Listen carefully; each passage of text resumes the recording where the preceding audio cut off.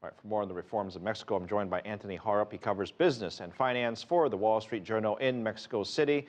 Anthony, welcome to the show. Let me first start by asking you the timing of all this, these reforms. We had talked about it before, but remind our audience why now and why this particular industry? I think that the Peña Nieto government, when it came in, studied a lot of the economic problems in the country, and this was one particular industry where they found there was a big lack of competition and a need to do something that previous governments had tried to improve the amount of competition without much success. So here's an and what it required, in fact, was to... Yeah, let me talk about the new television networks that they're going to be auctioning off, because that's something that involves, obviously, they're going to pay money to get these license rights to have these television stations, and the government has said that some of this money might actually be given back to the people, and there's some skeptics out there. Explain how this is all going to work. Yeah, I don't think that the TV concessions in themselves are to make money, although there is a minimum bid that the government will take for any company that's trying to win one of the concessions for one of the two digital networks, which is around a minimum of around $65 million. Although at the same time, the government is going to set up a new channel, which will be state-run, where they want to put certain content on, such as improving the kind of content that the Mexicans will have available, and that will be the government. So in a sense, the incumbent broadcasters, which are Televisa, which is the dominant one, and Azteca, which has about 30% market share, will face actually competition for 3 new networks.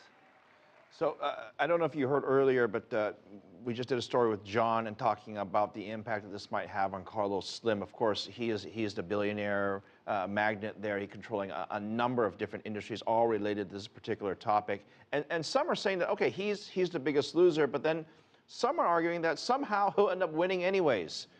I'm wondering how much research you've done on this and what your thoughts might be. I think it may be a case of losing in one market and gaining in another, because the latest plan that América Móvil has talked about, which is selling assets to reduce its market share below 50%, if they're successful and if the regulators accept that, then they would lose the status of dominant or preponderant, as they're calling it, when you have more than 50%. And one of the conditions for that is that they will then be allowed to enter into the television market, which is something they've been wanting to do for years.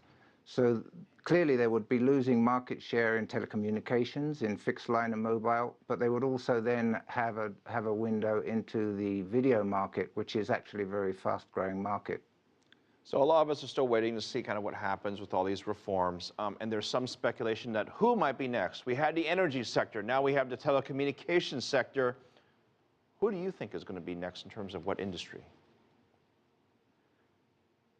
The thing is, the energy, which is still being debated in Congress, and the telecommunications sectors are the two most visible or most talked about reforms, but there have been others. The first one, in fact, under the Peña Nieto government was the education system, which is extremely complex given the magnitude of the number of schools, etc., that need to be, corrections need to be made, improvements, teachers, a strong teachers union.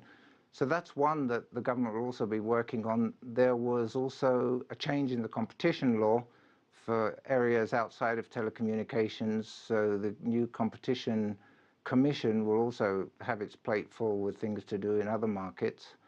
And there was also changes in financial and banking laws, which are aimed at increasing the amount of credit that's available for small, medium companies.